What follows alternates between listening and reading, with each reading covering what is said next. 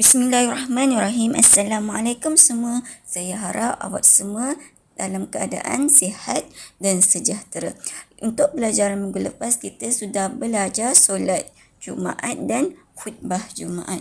Untuk minggu ini, kita akan belajar solat-solat sunat. Okey, apa itu sunat? Sunat ini adalah perkara yang kita lakukan. Kita dapat pahala. Kalau kita tak lakukan, kita takkan dapat apa-apa. Tapi kalau solat fardu, wajib kita lakukan. Apa itu solat fardu? Solat fardu adalah solat yang kita lakukan satu hari 5 waktu.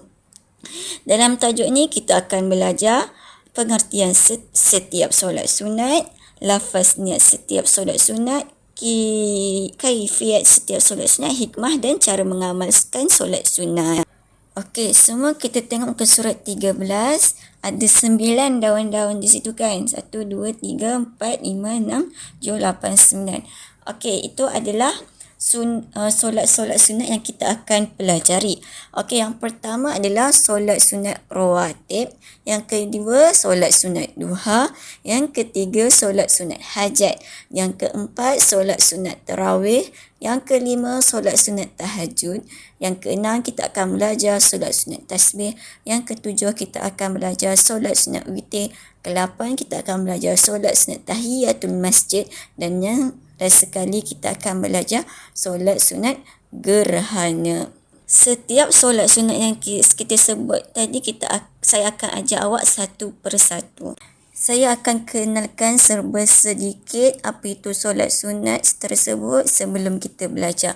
Okey, yang pertama, solat sunat rawatib. Solat sunat rawatib ni adalah solat yang akan dilakukan yang mengiringi solat fardu, sama ada sebelum atau selepas solat fardu. Okey, yang kedua, solat sunat duha. Solat sunat duha ni biasanya kita akan lakukan selepas waktu subuh 28 minit.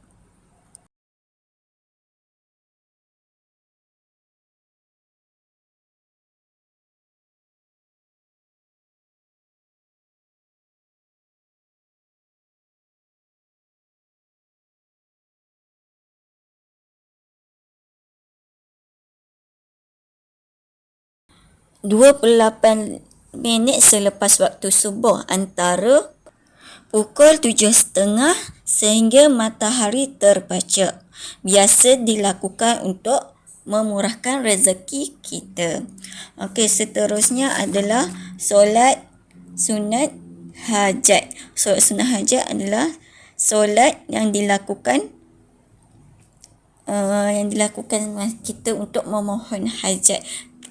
Biasa kalau nak exam ada kan, kita lakukan solat sunat hajat. Okey, yang seterusnya solat sunat tarawih. Tarawih ni biasa dilakukan pada bulan Ramadan. Berapa rakaat? Biasanya 8 hingga 20 rakaat. Okey, seterusnya solat sunat tahajud. Solat sunat tahajud ni adalah bila kita solat sunat 1/3 malam. Biasanya malam-malam kalau kita tidur, kita akan terjaga. Dalam pukul 3 pagi, 4 pagi, kita boleh lakukan. Dengan rakaatnya boleh lakukan 2 rakaat, 4 rakaat, macam itulah. Okey, solat sunat tasbih ni dilakukan pada waktu qiyamul lail. Cara membaca tasbih 300 kali. Apa bacaannya adalah subhanallah walhamdulillah wala ilaha illallah wallahu akbar. Kita baca itu banyak-banyak kali. Selama berapa kali tadi saya cakap? 300 kali. Solat sunat witir pula adalah solat sunat penutup. Solat sunat tahiyatul masjid kita akan lakukan apabila kita masuk masjid. Okey, untuk solat sunat gerhana yang last sekali adalah kita lakukan bila masa gerhana bulan, dan dilakukan apabila terjadinya gerhana bulan. Itu menandakan kekuasaan Allah Subhanahu wa Ta'ala.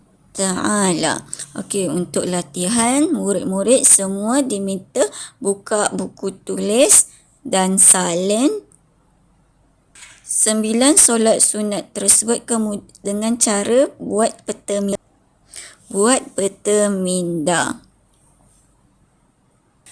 Alhamdulillah, selesai pembelajaran kita pada hari ini. Semoga murid-murid dapat memahami apa yang dipelajari dan diamalkan dalam kehidupan seharian.